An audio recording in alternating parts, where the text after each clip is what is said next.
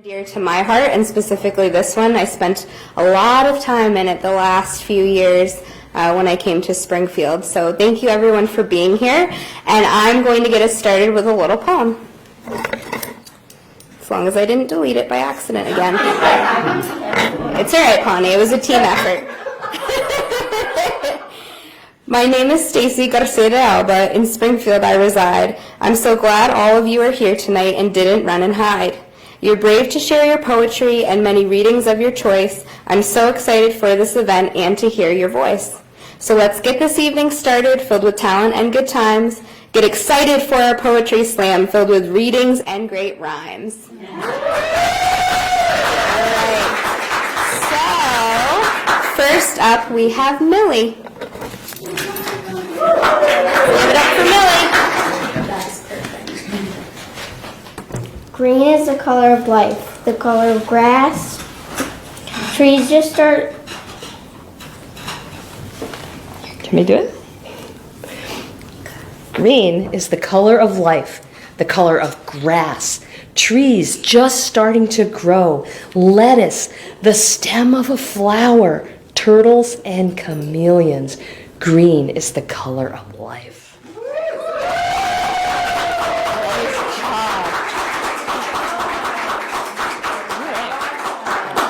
Well, since I'm here. Go for it. You go for it. Okay. I'm Michelle, and I have two for you. One will stick with the children's theme. I wish I were a kitty. That's what I want you see, 'cause then I'd use my big strong claws to climb the nearest tree. Once way up there, I'd perch myself and have a look around and wait to see my lunch be served, a field mouse on the ground. I'd snatch him up and hide him well beneath the refrigerator. I'd leave him there to rot and smell. I'd rather eat him later. That was one of mine. The next one I grabbed from the internet, but I felt really passionate about it. I'm the children's librarian, and so there is a great book called Green Eggs and Ham. I think everyone knows that. Okay, so this is a little take off this. If you read it, enjoy it with my reading it. I do not like President 45. I do not like his orange beehive. I do not like his passing blame. His shouts of fake news are so lame. I do not like his Russian spies, his speeches of inflated size. I do not like his cabinet of crooks, or the current way our country looks. I do not like his racist rants or how he grabs a woman's pants. I do not like it, not at all. I'm watching as the poll numbers fall. I do not want 4 years to pass. We're sick of waiting. Impeach the ass.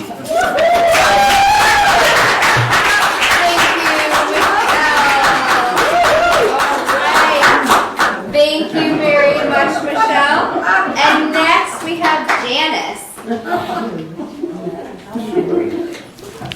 Hi. So let me see. I read something just yesterday, and it was in Time magazine, and it was about how so many people have gotten involved in our government in this last administration, and then, when they came with great education and life learning and a military experience, and then one by one they're all vanishing. And so I just wrote this very short thing. The people on the inside looking out cannot envision themselves on the outside looking in until it's too late. That's it. Right, next up we have Cupcake. Give it up for Cupcake. Okay, so my actual name's Ariel, so it'll make sense when you hear it. A is for the attitude I have on life. R is for the respect I give people who give me respect. I is for the intelligence I get out of school. E is the energy I always have when I fuel myself with cupcakes. And L is the love I always have for everybody. Next up, we have Karen. I'm right here, Karen. Come on, Karen, you got this. No, I don't want to. Well, maybe that'll be good. Well, only because I love Morrison. But when I first read his book, Where the Wild Things Are, I said, no, I'm not reading that. Anyway, I was scared. I said, oh my gosh, they had this scary monsters in it and all kinds of things. And then when I started teaching, I found that he did the chicken soup with rice. And each month, he has a poem. So, of course, we're in the month of April, so I had to read this one. Do you like my little text? Love it. So it says, in April, I will go away to far off Spain and old Bombay and dream about hot soup all day. Oh my, oh once, oh my, oh twice. Oh my, oh chicken soup with rice. So all the kids would learn a chicken soup with rice poem every month. This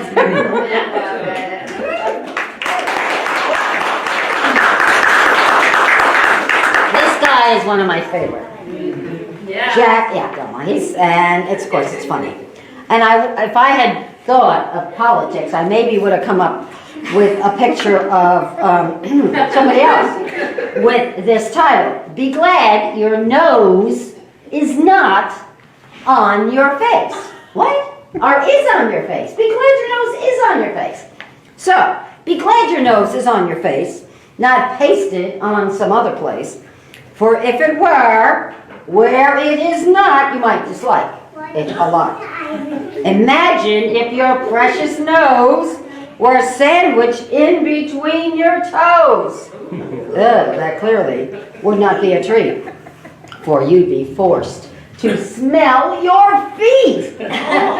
Your nose would be a source of dread were it attached upon your head. It soon would drive you to despair, for it would tickle your hair.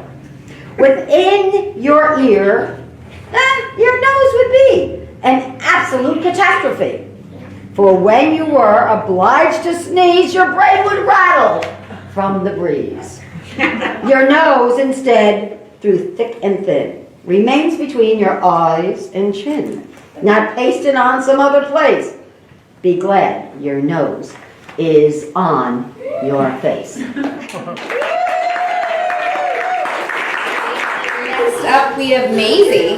Because that's what today is. So I will start with a short one I wrote a bit ago, and then I will see what you guys think I should do, because I have two options, but both are fairly long, so I don't want to waste people's time. So for the first one, the land is everlasting, the ocean and its waves may levitate the essence, but the essence still remains, and in that essence lingers a pulmonary glow, an ember of forever, an eternal glimpse at love. Wow.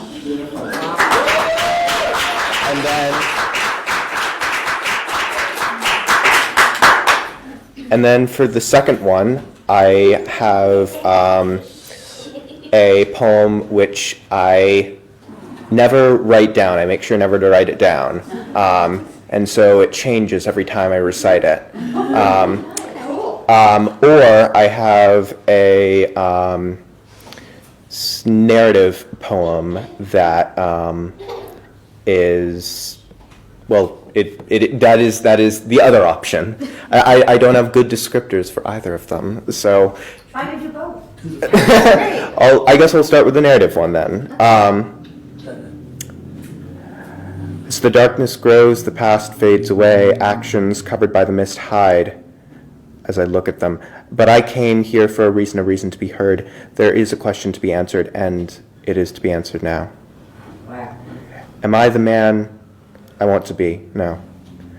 I cannot say why, but I have lost myself.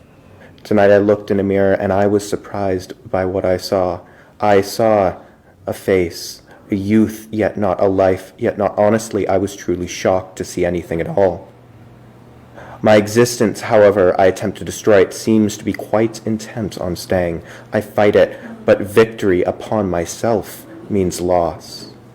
I try in vain to run. The earth stops me, and although the world continues, mine seems to stand still. I see the walls and windows. I see the falling rain. I see the striking lightning and the blackened clouds. I see forever dying, drowned in golden blood, and yet, in the rush, I never saw the ground it perished upon, and so I leave.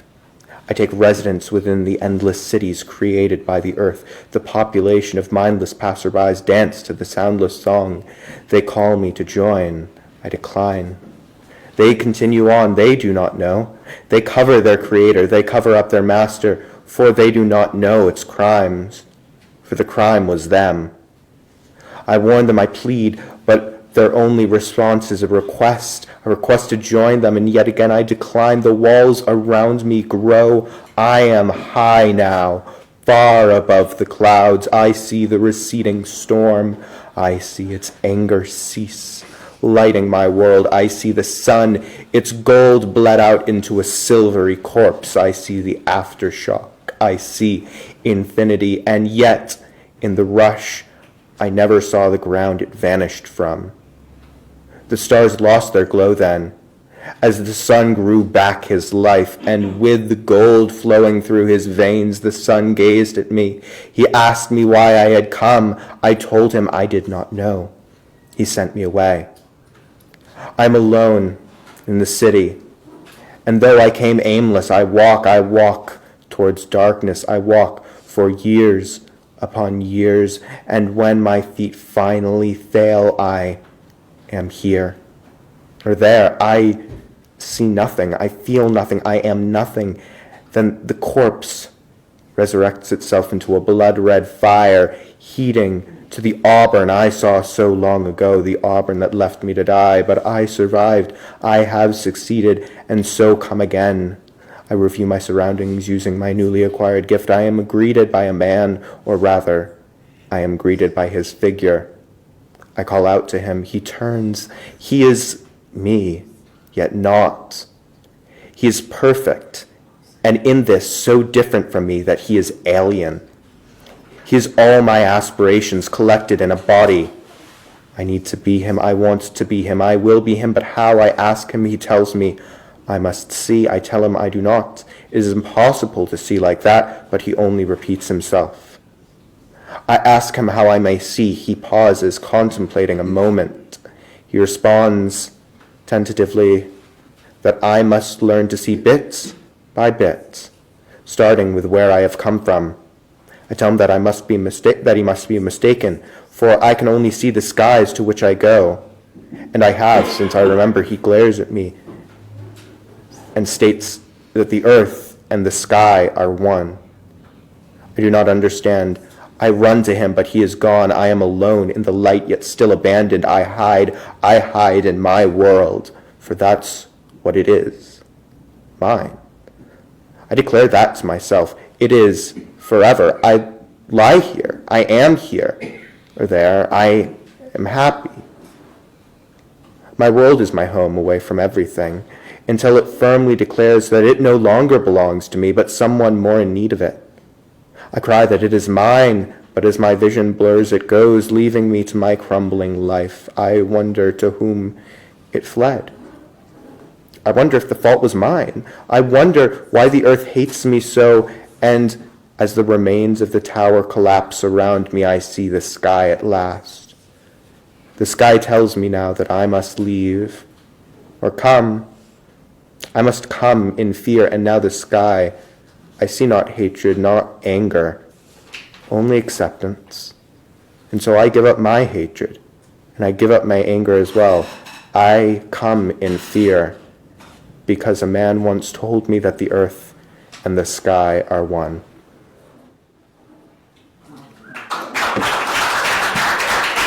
And then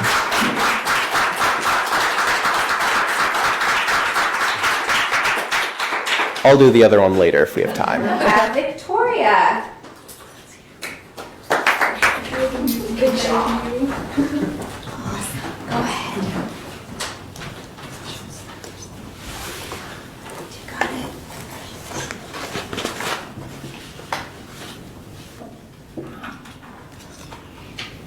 new world from Shell's Silverstein. Upside down, trees swing free, buses float and buildings dangle. Now and then it's nice to see the world from a different angle.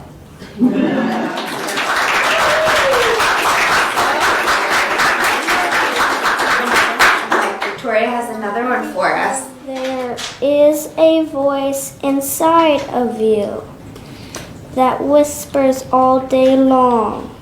I feel that this is right for me. I know that this is wrong. No teacher, preacher, parent, friend, or wise man can decide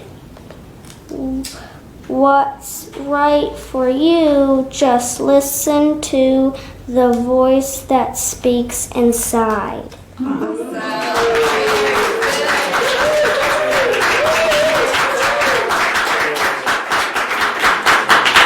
Thank you, Victoria. That was so good. Next up, we have Maria.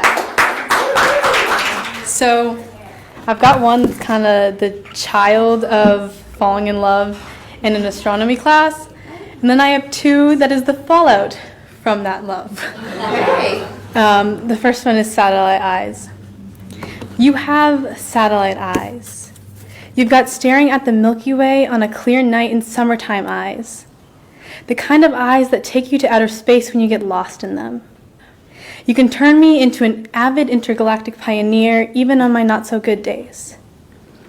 Even on my gray cloud can't love myself too tired days, your starship eyes transport me to a place among the stars. Not intense, stare me down, devour my body like a second thought eyes, but the lighten my dark, the give me strength, the reason to live kind of bright eyes. Your galactic eyes enthrall my triffid heart. Your Hubble eyes capture the essence of the awe-inspiring perfection inside of you. Your eyes are the wish upon a star eyes, the kind of eyes you constantly search for but rarely find. You've got space station eyes, make my heart feel like there's no gravity eyes.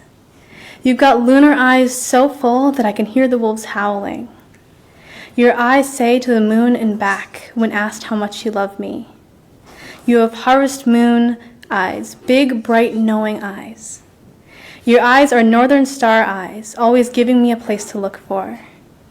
You have northern light eyes, electric waves in the sky eyes. You've got Big Bang Theory eyes, supernova eyes. Your eyes are the just seen a meteor shower for the first time eyes. You've got laying under that meteor shower eyes. You have constellation eyes, summer triangle Big Dipper eyes. You have asteroid belt, Saturn's ring, Callisto eyes. Your eyes are as full as the moon, lost in outer space eyes.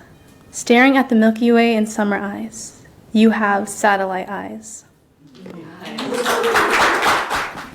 Sometimes you can't tell the difference between love and obsession, the difference between air and something more deadly, and you think you took the batteries out of the smoke detector. Roses are sometimes red, violets aren't always blue, love is dumb, help me. Next up, we have Doc. Give it up to Doc. This is an old book I wrote. I haven't looked at it for several years, so probably a little rusty. That's okay. It's called The Tin Soldier. I am a tin soldier, left to serve my duty alone on a shelf, a silent tribute to wars gone by.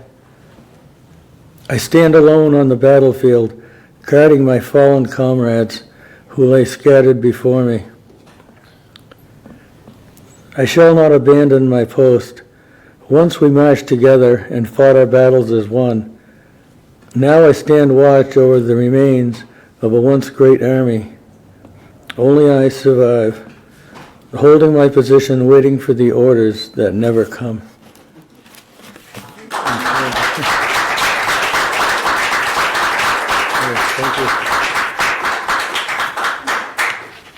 The sniper. The pulse quickened as the time grew near. One bullet, one shot, one chance to escape. How ironic that the prey was marked like a martyr at dawn, dead center of a cross. In that second before the squeeze, a calm sweat through, filling his veins with warmth. When the powder exploded, burning deeply within the confines of the barrel, the bullet screamed, spinning its way through the black iron tube. A smooth, pointed lead missile of death burst into the open air, and in a heartbeat, before you could even whisper one Mississippi, it slammed into its target with the force of a speeding locomotive. In a second, he was gone, back into the oblivion from which he came.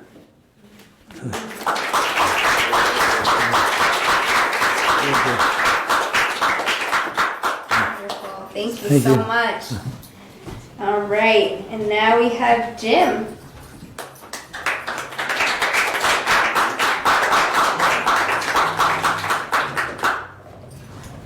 Hello. Poetry, moment in time. This was a moment in time in the backyard of my friend's house. There was a path I once walked upon, covered almost all over with weeds. It towered down from every side to stick me with their seeds. In the hope, I guess it was, to propagate their ancient genes. They stuck me here and pricked me there and forced me to recede. Although I felt uncomfortable, their smells were sweet and fresh. The pain of birth I bore for them, the earth would do the rest.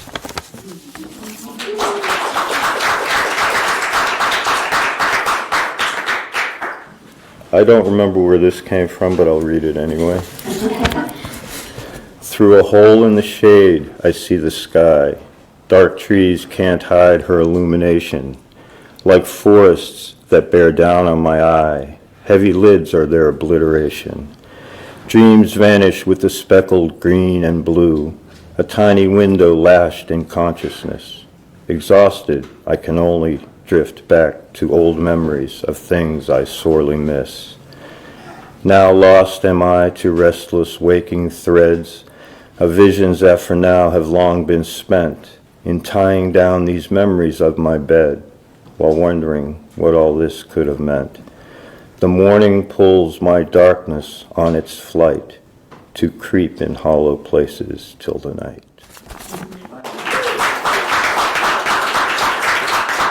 Next up, we have Kevin. I have a confession to make. I'm actually more of a songwriter, so I will try to keep my poems short.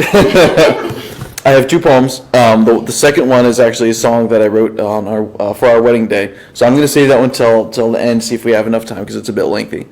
But for right now, to give you a little bit backdrop on this first poem, my wife moved down from Bangor, Maine to come be with me and to live with me. So we got married and we got settled down, and then she now has another baby sister up in Maine. So we decided that we're going to be moving back there. We just celebrated our second year anniversary about a week or so ago, and when I wrote that, I wrote this poem to her as we were on the beach at Wells. It's called Foam on Her Boots. It's been 2 years and a day since she took me to the waves. Shells in her pocket, she knows her roots, Maine in her heart, foam on her boots. For the first time as a pair, we breathed in deeply ocean air. She searched for shells and held my hand, climbed up rocks just to stand. She teased the tides until they chased her, so much for wifey being braver. I hold her hands, I think they froze. I give warm kisses on her nose. The state of Maine still has her heart, New England coast is never far. So forever and a day, she'll take me right back to the waves. Shells in her pocket, she knows her roots, Maine in her heart, and foam on her boots. All right, so the second one is a little bit lengthy. It's a song that I wrote for our wedding day. Dear Sierra, oh my precious gem, my lover and my closest friend, you are beautiful and you should know I treasure your love more than gold. Every star competes to catch my eye, but they will never satisfy. For when I keep my gazing ever true, The stars cannot compare with you. Eyes that sparkle in the summer sun, divinely deep reflections. Stolen from the purest cut diamond, you shine with vivid innocence. Dear Sierra, though so far away, I think about you every day. I can feel the ghost of your sweet lips on mine, what tender, cherished kiss. No, my love for you will not be bound by time nor distance, for I found perfect jewels demand my full pursuit. I'd travel across the world for you. I have searched the ocean's turquoise tides, where glistening treasures seems to hide. There your luster lies beneath the sea, resplendent treasures wait for me. Like a pearl plucked from ocean sand, in silver settings there you stand. Your commitment worn upon my hand, as faithful as a platinum band. Plight and pleasure may abound to us, yet I will not forsake your trust. Through the triumph or the trial, I will cling to you, my perfect bride. Here I vow to you before the Lord, to love you till death do us part. Standing resolute against all harm, you'll always find a refuge in my arms. Darling, as the world around us fades, your value still remains the same. Like an heirloom made of emerald, I'll hold you close and I won't let go. Even though the years will make us old, our love will be untarnished gold. Though my hands grow weak, my heart grows strong to sing to you this jewel song. Dear Sierra, oh my precious gem, my lover and my closest friend, you are beautiful and you should know I treasure your love more than priceless gold.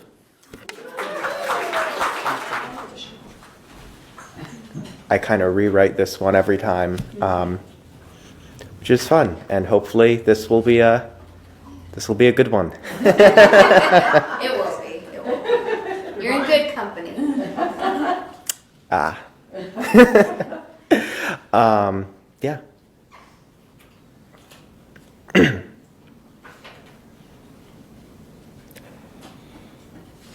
And I sat and I stared and I thought, what am I doing here? No, this isn't right. This is never right. Why did I think that no, I am what I am, and I stand here. They can never take that away from me. There's so much that they can never take from me. I will always be what I want to be, and I will stand for who I want to stand for, and I'll always spout some meaningless jargon too. But that's good. That's me. It's who I want to be.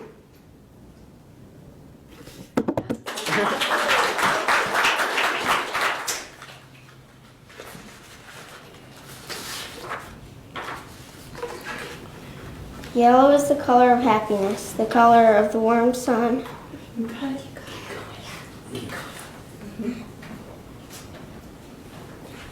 Okay, good. So start over. Yellow is the color of happiness. Hey, you are good. The color of warm sun, pineapples, ducks quacking, and the light in a room. Yellow is the color of happiness.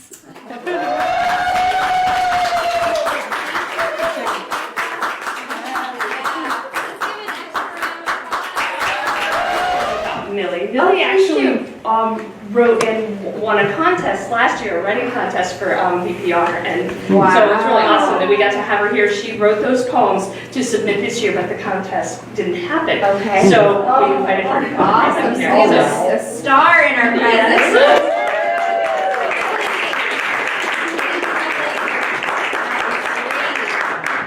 And last but not least, we have Pawnee, our hostess.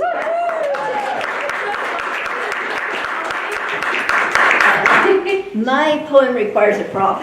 She's a very special poem. I have a very special poem that my daughter shared with me, although neither one of us wrote it. It's called the Symbolic Poem, and it's by Fred Brimmer and Steve Croce. So I have to read it through sort of slowly. first, and then I'll read it through faster. So it's wacka wacka bang, splat, tick tick, hash, carrot, quote, back tick, dollar, dollar, dash. Bang, splat, wacka wacka, no, bang, splat, equal at dollar underscore, percent splat, wacka wacka, tilde number 4. Ampersand, bracket, bracket, dot, dot, slash, vertical bar, curly bracket, comma, comma, crash. Now I'm going to read it fast. Wacka wacka bang splat, tick tick, hash, carrot quote, back tick, dollar, dollar, dash.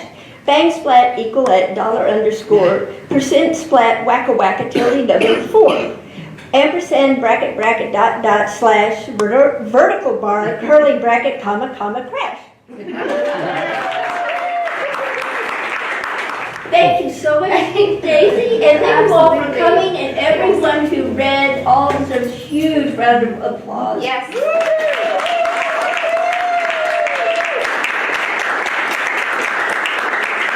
And this will be on SAPA at some point, and the club has some snacks downstairs for you.